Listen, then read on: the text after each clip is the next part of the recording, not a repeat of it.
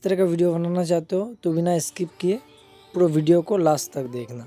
Video का comment box पे एक लिंक मिलेगा, वहाँ पर क्लिक करोगे तो आपको लाइट मोशन पे लेके आएगा। लोडिंग होने में बहुत टाइम लगेगा, थोड़ा देर।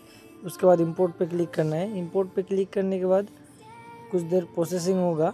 उसके बाद आपका सामने इस तरह का कुछ आ जाएगा। यहाँ से आप जिस फ़ोटो से वीडियो एडिटिंग करना चाहते हो इस फ़ोटो को यहाँ पर सिलेक्ट कर लेना है। आपको सिलेक्ट करके सारा का फ़ोटो यहाँ पर सिलेक्ट कर लेना है। उसके बाद इस वाला ऑप्शन पे क्लिक करना है।